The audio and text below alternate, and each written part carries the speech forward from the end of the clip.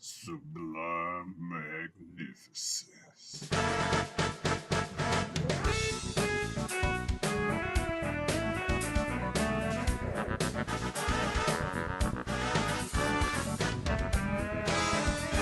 Hey guys, you know who it is, what's going on, when it's happening, where it's at, and why we're here today. How you doing? It is I, the sublimely magnificent Big Ugly himself, Omariel Espejo Grande on YouTube, back with another episode of This Guy Hasn't Seen. And as usual, I am joined by my co-host and running one of my best friends in the world, El Director himself, Phil Smith. Hey Omar, thank you for having me back. As always, love being here, love doing this thing. It's my favorite thing in the world. Trading these movies back and forth. Usually it's movies, sometimes it's TV shows, documentaries, anime, all over the place. Musicals, sometimes. A lot of times we started Yes, with the genesis of this was a musical. indeed. We're Now that you both mention it, high school theater kids, so yeah. musicals end up being a prominent feature here. In Perfect Here we segue into go. what I brought today is Moulin Rouge. Yes, from the earth. Moulin Rouge from 2001. A poor bohemian poet in 1890s Paris falls for a beautiful courtesan and nightclub star coveted by a jealous duke. It is written and directed by Baz Luhrmann, and it stars Nicole Kidman, Ewan McGregor, and John Leguizamo, among many other actors. Omari, I believe it started with me messaging you asking if you have seen Baz Luhrmann movies. He doesn't Uh, have a huge catalog. I don't believe so. Did you think something about him with Tom Hanks recently? Yeah, the Elvis movie. Okay. He did the Elvis movie that Tom Hanks was Okay. Elvis's manager. There we go. I was like, was that about Bob Lerman or Boz Lerman? There we go. So no, he just did the movie. Okay. So no, I've not seen a lot of Boz Lerman based off of the things that you suggested because I know you said he had done Shakespeare or not Shakespeare, but Romeo and Juliet. Romeo and Juliet, which you Um, said you did see in school. I know they turned it on, and I remember fetch me my long sword. I may join this duel, and him grabbing a gun. I'm not sure if I tuned out after that because I wasn't the biggest Romeo and Juliet fan in high school. Uh-huh. I thought the story was. I thought. Well, I'll get into it in a second. You mentioned another movie, Great Gatsby. Hadn't seen that either, but Yep. I saw from those two, dude apparently really loves DiCaprio. So, which he's not the only director. Doesn't Scorsese use him a lot, or is that just the one movie? Scorsese's used him a lot. Yeah. Yeah. So, I mean, it's Leonardo DiCaprio. Acting wise, he's a great person. So we got that. But I hadn't seen Moulin Rouge either. I knew I hadn't, and It's a little surprising. Uh, our as I mentioned in the beginning, like yes, we we we discuss on many occasions how obviously you and I are from two different demographics. So it turns out that yes, there's movies that white people see and there's movies that black people see sometimes, yeah, and it doesn't always cross over. Um, but this one being the theater kid that I knew you were for really 2 strong years, 3 years, 3.5 years, really, or even more. yeah. But like our junior and senior years, it was like the Yeah. theater and acting was life. My This was a my big deal extracurricular in that activity in high circle, school was theater. right? There was no This S on film that activities. in 2004, 2005, being a few years old now, is a very well-known film, a very circulated film, a very referenced film, Very much um, so. uh, but never Yeah. Very never much got to so. it. Very well known, very respected film. So when it I first didn't say came out, respected. well, in our field, let's say. People I talk was, about it I a was, lot. I Cult mean, classic, if you well, will. I'm talking about a Bottom bunch line of is 17-year-olds. That's the only reason. whatever. But still, when it came out, like you're saying, in the theater part, I had heard a lot of good things about this film. I'll put it that way. Due to the Okay. people I have interacted with throughout my life. Generally, I've heard this movie mentioned in a good notion. That said, when it came out, only real advertisement I had for the movie and anything that it was about was a song that was played all over the radio that had, Christina Aguilera, Pink, Lil Kim, and who else? Somebody else. There was four of them. Maya Maya. How could I forget Maya? Maya. and Missy Uh, Elliott and Missy was the Elliott. producer. hmm You know, Creole Lady Marmalade or whatever their version of it. So I thought the movie was about a house for women of the night, for lack of a better term. Um, and Which it's not. while while I, as a kid, especially a teenager, it's like that sounds interesting. I still hadn't heard any much else about it, aside from apparently it maybe also be a love story, which brings me back to the Romeo and Juliet hatred in high school. Not the biggest fan of love stories when I was younger, but your favorite film was Aladdin. Shut up. I liked Aladdin because they had the song, the dances, and the characters, not because it was a love story. I just took it as a negative aspect of the thing I happened to like is that it was a love story. That's how I was when I was younger. I used to write poems about it. I was very vocal, lovophobic, if you will, to use a term for lack of a better phrase. But Romeo and Juliet ticked me off because I hated the idea that this dude was so obsessed with this Rosalind girl. Oh man, I'm so sick today. Rosalind didn't say hello. Oh, goes to a party, sees Juliet once, and now he's killing himself for her. What the fuck happened to the other bitch?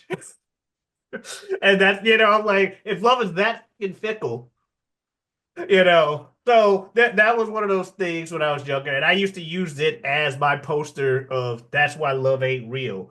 Look at Romeo and Juliet, y'all favorite love story type shit. So I probably tuned out of that movie for that. This is when I was younger. Calm down. But I hadn't really heard a lot about Moulin Rouge. I thought it was a lot more serious than it ended up being. Like I knew it was a musical, but I'm like, okay, chick flick love story. Turned out a lot of the positive notes were a Did you lot did came know from it was Fifth. a musical?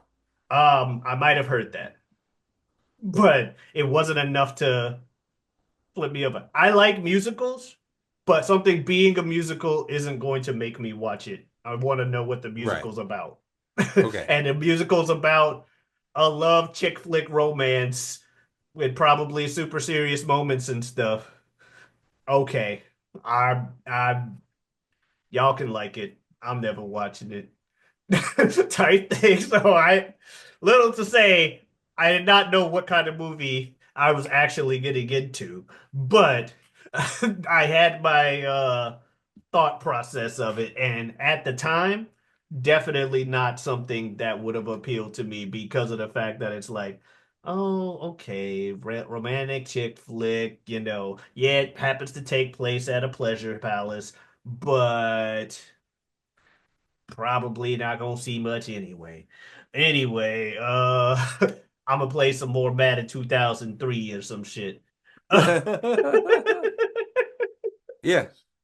So that was what. So coming into expecting, I was kind of expecting that, but not expecting to hate it because I am, at least twice as old now.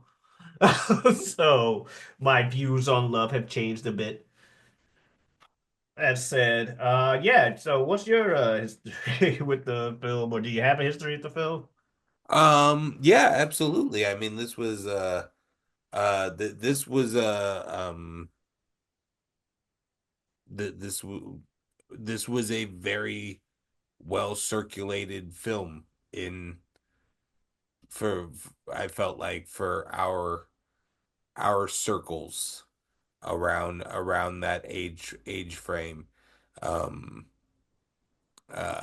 and watched it, I would think, several times. I definitely had the soundtrack at some point. I probably listened to the soundtrack more than I watched the movie at on some level. Um but then believe it became owned by my household through the joining of my wife's things and Nice. watched it several times since then. I think it would be one of my wife's favorites. Uh, Okay. so Um, I yeah. also thought that it was like a remake of a play or based on a play or some shit. But yeah, because of the way people were talking about it, I'm like, oh, they made a remake of this Moulin Rouge movie. Okay, blah blah blah. Yeah, Um, I don't know. I don't know. As far as I know, it's pretty original, but that could be Watching it, I don't see how it's not original, given some of the things that happen or things that get referenced. But at the time, right, but it still could be like maybe the basic story structure of yeah, like M the Moulin Rouge, a guy he's mistaken as the Duke, he's actually a yeah, playwright. They end up the writing a basics play of for the the Duke. story. They fall in Yeah, love. The Duke wants the, that could still maybe be a thing that they are redoing. I'm not familiar on that. The other reason why I selected it is just because we're, we at its core, this is just, hey, you haven't seen this, watch this. Hey, you haven't seen this, watch this. But if we zoom out and we look at it as a bigger thing, it also is these two idiots analyzing overall what is yeah, film, what is movies, where can movies go, what can movies do. Um entertainment and all of that. and this director, this filmmaker, Baz Luhrmann, if anything, he's very divisive. You can like him, you can hate his movies. I like some movies, I dislike some of his movies. But what you can't say is that he doesn't have an incredibly specific style and vision that is all his own. Um, it's I feel like we start off from the jump here. With this film where he really hones in what I think is kind of going to become his style throughout the rest of his film so far. Uh, just starting with Romeo and Juliet and building from there. Um, and I feel like you see it right at the start of this movie of just like once you know what a Baz Luhrmann film is, the second like you can see 5 seconds of something and you're like, all right, this is Baz Luhrmann. I can And we've get that had feeling that. from a lot of the shots in this movie. Yeah, I will give you that. we've kind of had that already with like a Scorsese and a Spielberg on a lighter, not so heavy of a touch, but then on an Oliver Stone and then a Wes Anderson, I was that gonna very say, yeah, British comedy yeah, the British guy, feel. yeah, Um, from Texas, I think. from like Houston, um, Houston. Uh, so yeah, I feel like that fit the Yeah, mold, and we should throw him on here to kind of just yeah, discuss from a casual point of view of what what his that what makes his sense. movies do. Yeah. Yeah, and yeah, getting right into it, like right off the bat, the way they did the Fox logo with the guy, did the thing, I thought it was just going to be the logo, and then the movie starts, and I'm like, okay, that's cool too. It it goes to full screen at one point, right? Or is this the whole movie? Not that I was complaining, I was just like, is the movie whole done the whole way? No, it goes to full like this is the movie. But yeah, right off the bat, realized it's a lot less serious than I thought. Because they go to like at first it's like I didn't know love until I do love, boo boo boo boo doop, talking, I'm sad in my apartment. And then Because she's dead. yeah, just some kind of like, well, Yeah, fuck. they're really trying to they're really trying to hammer that and really psych you out of like this woman will die. He does mention that kind of early on. It's like, well, shit, okay. He's like, I never knew love till I knew her, and she died. And I'm like, that's sad. All right. And then all of a sudden, we get the like wacky apartment, and everybody, John Leguizamo coming in here, and I'm like, oh, this is. This is a different movie than I was expecting. And then he busts out with while they're trying to do this play, he busts out with the line, "The hills are alive with the sound of music." Now, So I you have to knew that ask this you, was going Bill, to be yeah, okay, go ahead.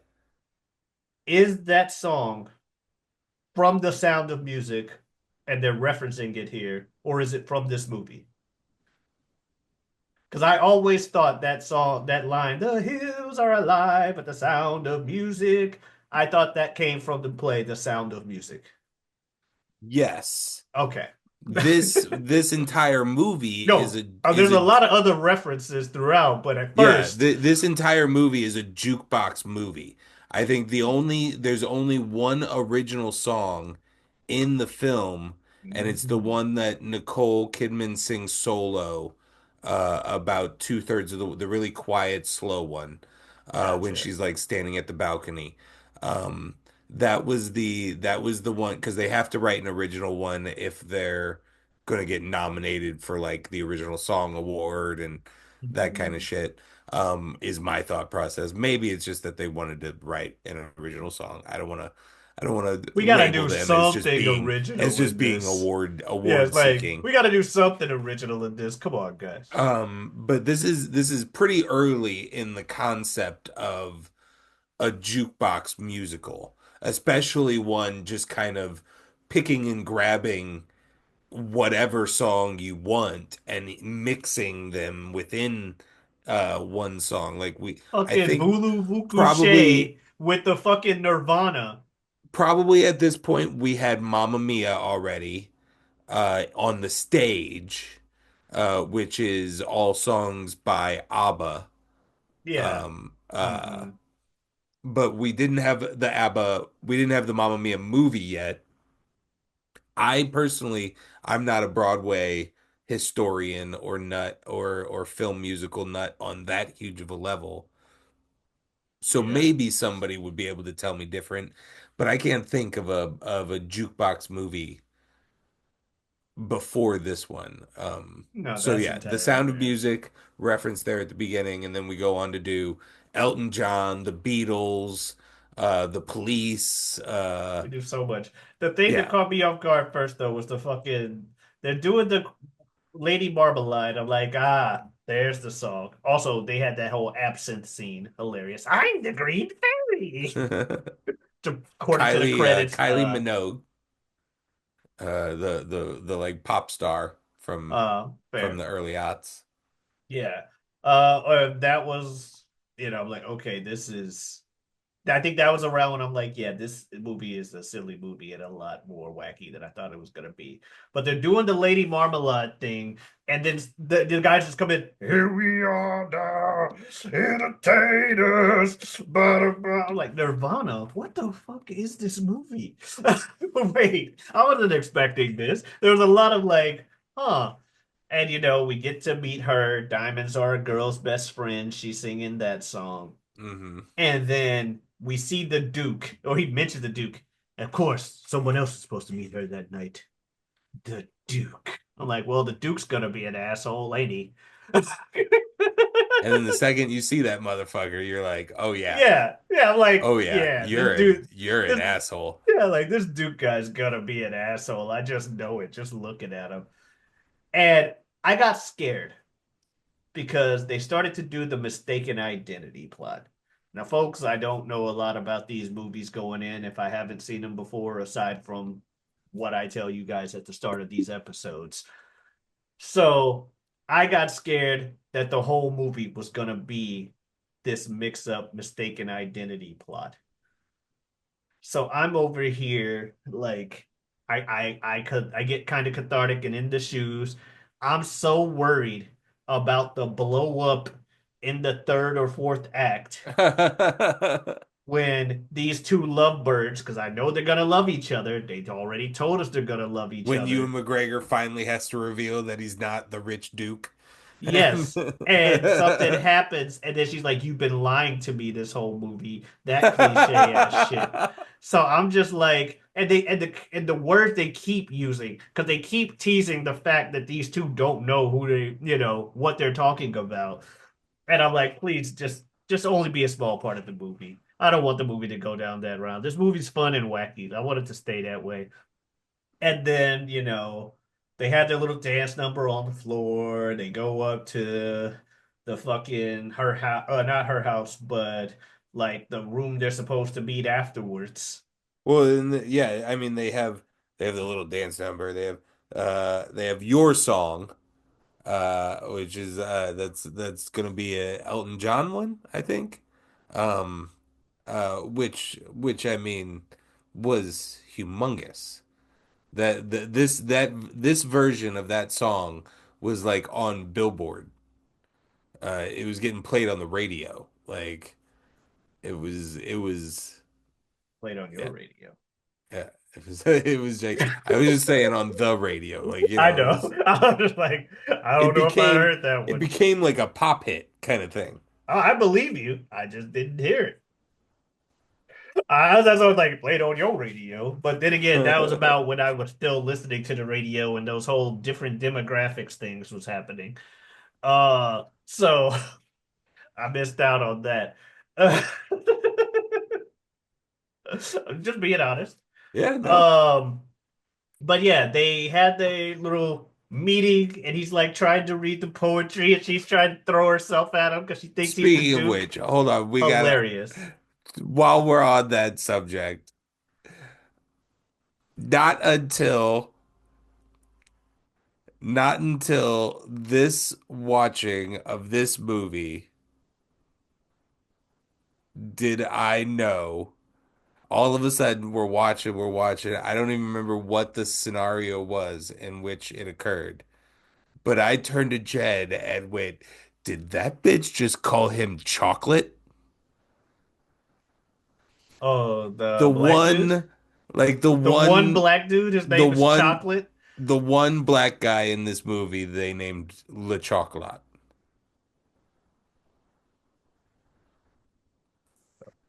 So, I mean, you know, fucking tie me to a stake, throw tomatoes at my face, whatever I have to do in the mea culpa of that.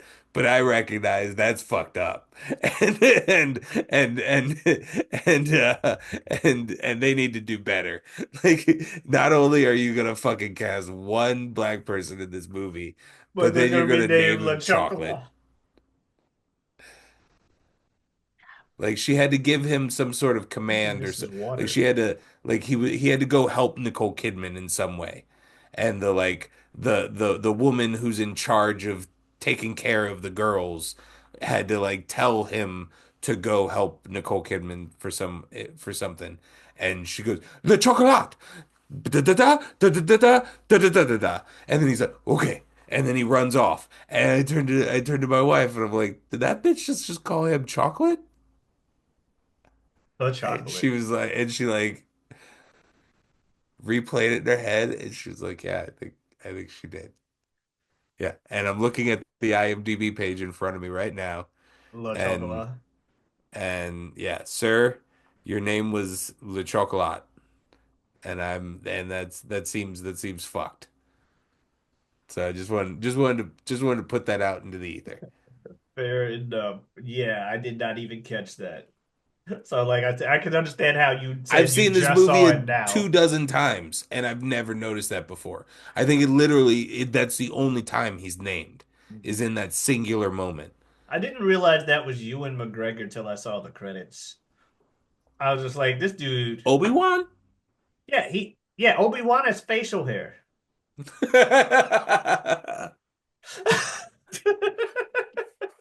Obi-Wan has facial. He looks familiar, but I didn't know who that was. I'm like, this guy probably in a lot of movies and stuff. But it also a lot of things started to click for me when I'm like, well, yeah, that's why a lot of girls like loved him some Ewan McGregor Obi-Wan, and so they're like, yeah, Ewan McGregor though. I'm like, Obi-Wan? Not that Obi-Wan's a bad looking individual, but it's not your typical just. I know, like, oh, he's the Moulin Rouge guy, the with the singing and the stuff and the super wrist. I got you. Uh, And I mean like episode 3 Obi-Wan is episode 3 Obi-Wan can get it. fair. Episode two, Obi-Wan is a little bit awkward. Episode one, Obi-Wan, Padawan Obi-Wan, he can kind of get it too. I believe you. I'm not saying anything against it. I'm just Ewan could like, just get it. yeah, Ewan could that's get it. fair. I mean, it's just That's like fair. I can't believe you couldn't recognize Obi-Wan. Nope. So not as Obi-Wan, no. Until I saw the credits, I'm like, so who was that guy? He looked familiar. Oh shit, that's Obi-Wan? That was the words that came out of my mouth. Anyway, Crazy. they're having their scene where they have the poetry thing. She's trying to throw herself at him. It's hilarious. Just the way she's being funny. To be fair, I also didn't realize that was Nicole Kidman. She just looked like a very familiar actress. I'm not that good when it comes to names and actor recognition sometimes, okay? Um, that said, yeah, they have their scene, then the Duke comes in, there's the whole mix up, and the improvisation that they try to come up with. There they pretty much tell the dude in front of him, like, oh, what's the play about?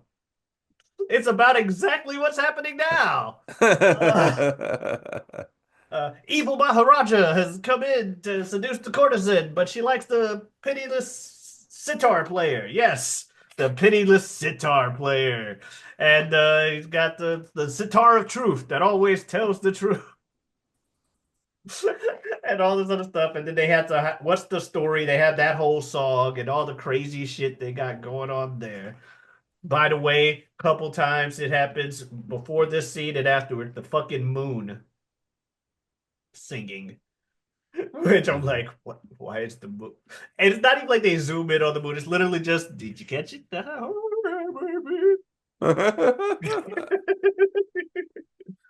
I love that. Yeah, and then Duke leaves because at first I'm kind of with her, where she's like trying to get the dude to leave behind the Duke's back, and he's just, "Hmm?" She's like, "What the fuck is leave?" And so she ends up making the Duke feel like she cares even more about him than she actually does, though that was supposed to be her job in the first place. But she's too busy trying to distract him, so he looks like he gets the idea during it, like, oh, this is deeper than one night type deal. You know Yeah. what I mean? Yeah, she might have just been able to bone him that first night and been done with it. Gotten Yeah. a check and on their way. But now he's attached. And you see like a little glint in his eye when You he have him starts doing singing the multiple song. like nightly dinners and shit that aren't amounting to anything because you're trying to edge him for some reason. Wait till the play. What? Yeah, wait till the play. Like motherfuckers, this shoe's gonna have to drop at some point. And You're then either gonna have to bang him or not. Like and then dude shows up at her house. Like I couldn't sleep because I had to come and talk to you because I think we actually catch it God and whatever. But her house is in the middle of the street. And I'm like, this elephant that she's on the back of is in the middle of the street, guys. They can see you. She's supposed to be trying to seduce the Duke. We should be lovers. we can't do that. Which I'm like, oh, that's from this movie too. Fair enough. But you just said there aren't any real original songs in this. But I just remembered it from like there's this thing AMV Hell. I've referenced it on some random other thing. But there was a clip there that immediately came to my head for a nostalgia bomb with that whole we should be lovers. We can't do that. But no, I gotta say, dude's Riz, as the kids say, Riz, the dude's Riz is undeniable. Every time that she's about to break up with him, which seems like the smart thing to do, he just starts singing, and she's like, you know what? Yeah, fuck it. Consequences be damned. Let's do it. But yeah, and so they start dating. And meanwhile, dude's trying to keep his hotel or keep the Moulin Rouge. Zitler, love this Hmm. guy actor. I thought Zitler was gonna be more of a villain, He's just more of a, you know, Yeah, they kind of play him on the fence for a little yeah, while. You're not really sure if he is just like a quiet I mean, you make the argument he's what he's profiting off of isn't exactly the best. wonderful, but I think by the end of the film they try and root you in the idea that he does Genuinely care care about for these all of his people. employees, Yeah. in a deep, meaningful way. And And yeah, also throughout they are teasing there was the first tease of her disease where she passes out. And I'm like, wait, is she just that's gotta be part of the show, right? She just faked it. I'm like, oh no, she passed out. Oh no, she ain't dead the first night. This love of his life didn't die the minute he fell in love with her. That'd be hilarious. in But the movie. I never knew love in my entire life, but I went to the city to write about love. And then I met someone I loved and she died in front of me 2 seconds later. But yet I like he's never known love, but he's obsessed with love and knows that it's the greatest thing in the world. But he hasn't had it yet. Yes, very much that. But they start dating. They're like fucking behind the Duke's back and not really being secretive about it at Not all. being good about it at all. Not The being not being good one, you're about it at doing all. a I play mean, about the what story. like the other courtesan is definitely pulls a bitch move. Yeah, fucking snitchy 100% pulls a bitch. bitch move, but they are also being very lazy about it at that point. Will the And will the writer go to the person's house tonight? The writer better come to the person's house tonight, and it will do so and so so and so. We will do that scene, and you better be ready. Like, come on now. And the dude, to the Duke's credit, he isn't that stupid to where he doesn't think that something's going on with them. yeah, he's constantly questioning it the entire time. Yeah, It's just and that one lady walking up to him and going, the writer. I mean sitar player. the sitar player. Sorry, oops. And that's the moment where he's like, motherfuckers. Yeah, that's all he needed was someone to accidentally do that and say that, and finally click his suspicions, confirm his suspicions. But yeah, my thing is, why though? You need a place to work, bitch. If this guy doesn't like what's going on, he leaves. This is My thing all your also livelihood. is like why not like have you talked to any other rich person in this city? Like why are we so committed to this dude? Like you just got this product that everybody knows is like I mean this dude is writing the greatest material ever written. Like, we're all dumbfounded the second he opens his mouth and starts singing. This is going to be amazing. Everybody's going to love it. Have you talked to one other rich person to try and get this thing financed? Also true. You telling me there's one rich person in the city of Paris at this point? Like, I know we're talking about a revolution here, but that means that there's a classist society. Yeah, So there's yeah. some other rich people up there. There are other dukes. Dukes are plentiful. So you are right with that. But yeah, I did think it was funny when they had the whole thing where he's like, I don't like the ending of this play. Uh oh, and before that there was that whole like a virgin scene. Hilarious. Anyway, he's like, I don't like the ending of this play. Why should she? And motherfucker just comes right out. I let out an audible damn. Because dude was like, because she doesn't love you. I mean, the Whoops. sitar player. I'm like, damn. I'm going home. I'm like, damn, just came right out and said it to him. Just bam. You stupid ass. Fucking moron. The You fuck's wrong look with like a you? rat. Can't see this shit? I literally told her she's coming to my house to fuck me right in front of you. Like you didn't know shit. And you sat there and took it.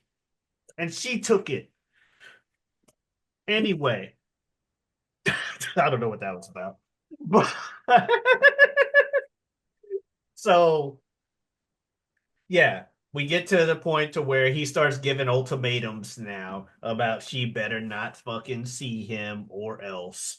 Actually, I think that was where he was like, no, she better be at my house at 8 and better not see him. No, that was before that because that led to the like a virgin thing, which I think I, he had a couple of those yeah.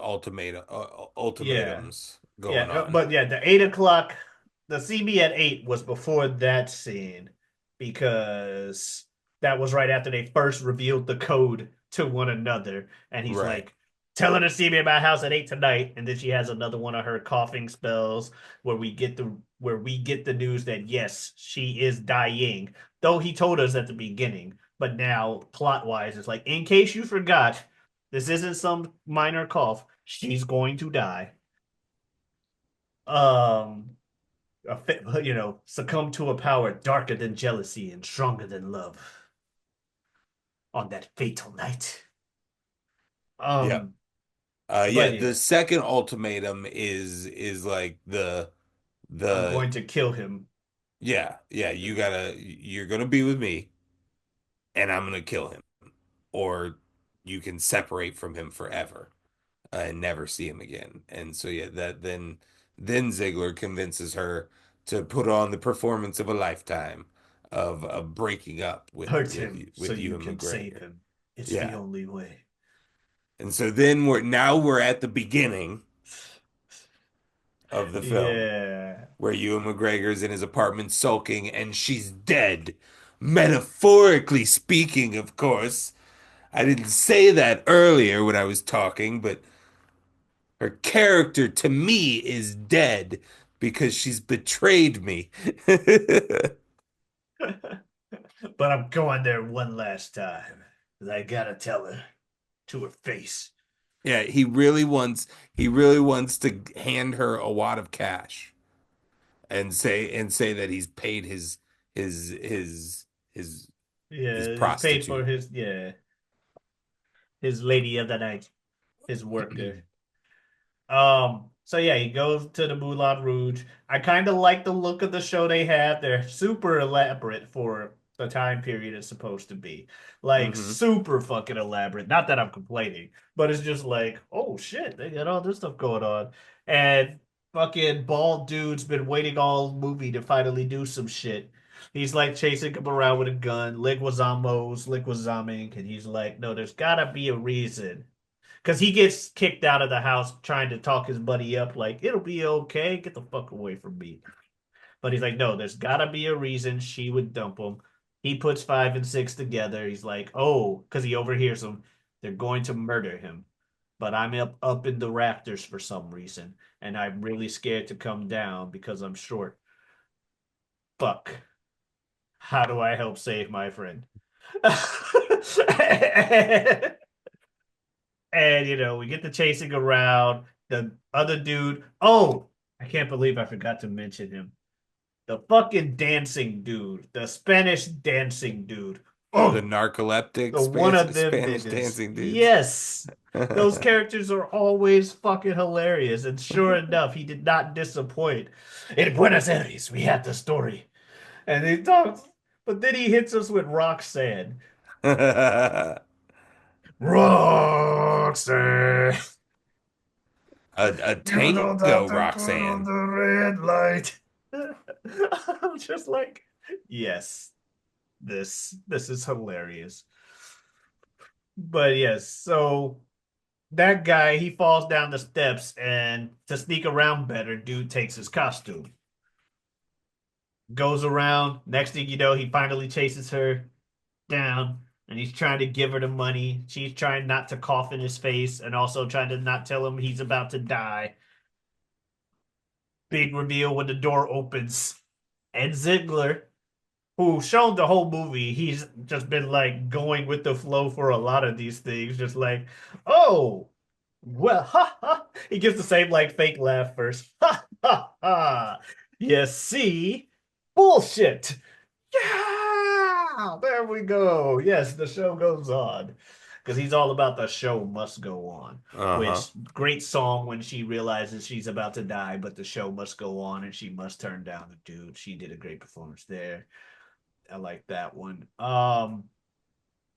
Yeah, we get to climax. He on the stage is just like, she's yours. Uh, you can have your whore. I don't fucking want her. I'm going out the door. And so he starts walking away, and I'm like, so she's gonna sing the song that they made up, which they also said in the play, like when they're writing the play. This is a song for the secret lovers to really like each other and always sing to each other. So they know that they always love each other. It's like, dude, y'all just dangling this in front of the dude. But yeah, I'm like, so she's gonna sing that song, right? And her dying day clearly is going to be today. That's why we chose the words of the song, because she dies. But does she die by getting shot by this dude, or does she die from the disease? Or does she drop dead at the end of the song? Like one last day. Dead. Ugh. Bam. Dead. Um, I didn't know. So that's what I was wondering now. Well, not wanting, but wondering at that point. How does she pass away? Because that's really all that's left. Because he turns around when she does start singing the song. And Yeah. everybody fucking loves it. Duke is pissed because, of course, he is. But that, he just got to hold that. Yeah. We get Um, that final moment of Ziggler punching Duke in the face Always when he's fun. about ready to shoot Ewan McGregor. Yeah, because the gun flopping around. The dude tries to shoot, trips and drops it, keeps going around the stage, becomes its own little comedy bit. While some random, I'll say random character because she doesn't say much, or is that Marie?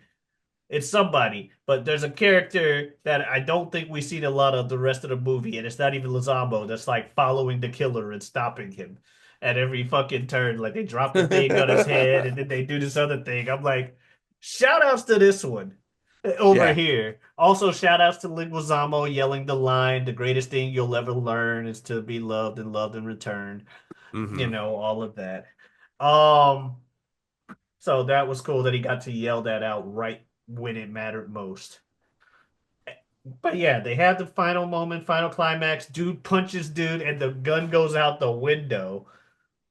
Or the final punch. Just the way it went out the window, then totally not a PNG on a background. Just whoop, whoop, whoop, boom, Yeah. bounces off the fucking Eiffel Tower. I love it. I'm not criticizing it, calling it a Oh, no, no, no. PNG I on the wasn't. background. Yeah. No, for the folks that, you Yeah. know. But yeah, no, I mean, I but liked it. that's that Baz Luhrmann style. That's that weird, like Yeah. there's 50 different, you can say that it's too much. Like I know some people are would call it, but like there's there is like what looks like paper cutouts on top of very plain basic CGI versus very deep CGI versus a lot of camera filter effects and it's he has a unrealistic style kind of thing like you were saying with like how they're able to put on this show in this final scene it's Because because they the movie can. wants them to do this so it's Here we go. possible They're the best uh theater around. uh in Moulin in Rouge. in earlier musical scenes where all of a sudden they're able to just go into a world of fog and glitter and start dancing and stuff. Like it's all kind of in that same vein of just like this different kind of fantasy Mm. world that he built. Yeah. But yeah, we get that. Then we get the moment backstage, passes away, and it's sad. And then she tells him she wants him to write their story. And so, we get that kind of deal where, and so I wrote the fucking movie. Here we are. Now you have read it. She will live forever till the end. And it's like, okay, that was cool. That was sweet. think we touched on a lot of the big standout moments because there was a Yeah, lot of overall, what'd you think? overall, it was good. I enjoyed it. I get why it's a cult classic. Um, it was definitely unique.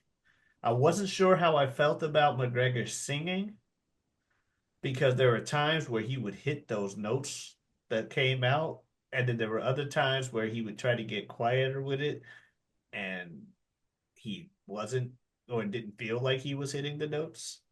He doesn't feel like a natural singer Yeah, necessarily in it. He feels like an actor that they're an actor that can sing as right, opposed to a or singer. I maybe even look like he is purely naturally singing. Like he's not, you can tell he's not trained That's in a any good way to way. put Like it. where you might be able to tell that Nicole Kidman has done some soprano choir Yeah, in her no, life or her something like moments that. is moments. So yeah, I agree with you on that respect, which is probably why she gets the original song. But yeah, he still did great, in acting. Nicole Kidman, I thought she did a damn good job, especially in her moments where she needed to be like sick and or dying. I liked her comedy moments and stuff too.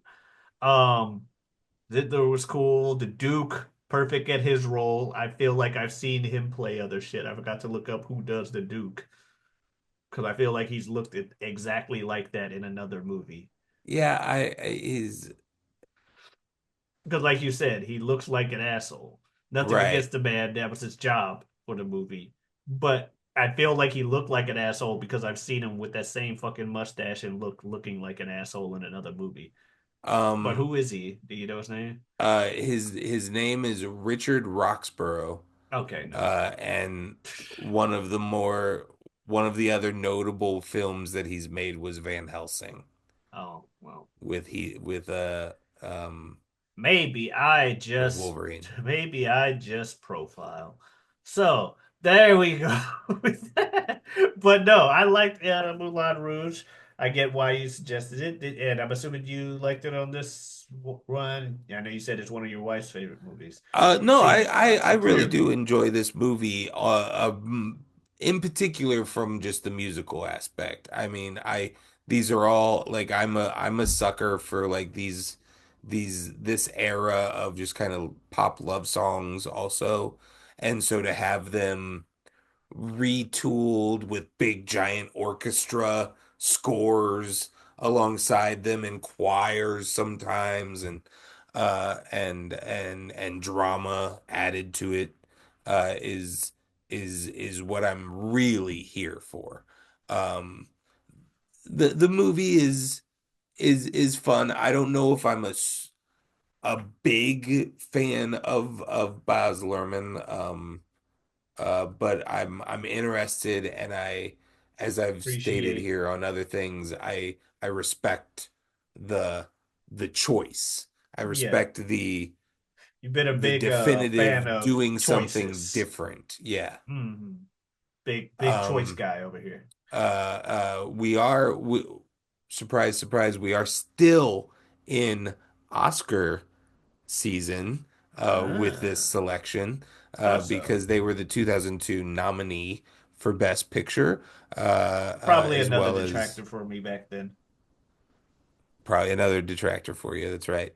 As well as Nicole Kidman being nominated for Best Actress in this film. Ewan didn't get anything. That's fair. Nothing against his acting in the movie, but if you were to tell me one of the two got an Oscar nod, I would say Nicole would have needed to be the one of the two. And both Nicole and the movie won the Golden Globe. Nice. So cool. Yeah, so that was Moulin Rouge. Yeah, and we liked it. And All right, this Omari, week was what's a surprise, and so will next week be. We'll oh, do it like that. okay. Yeah, keep the surprises coming. The surprises start coming and they don't stop coming and they don't stop coming and they don't stop coming and they don't stop coming and they don't stop coming and they don't stop coming and they don't stop. They don't stop coming. Yeah, anyway. Yeah, so you want That to see other stopped. things, huh? I didn't hear you. Zoom.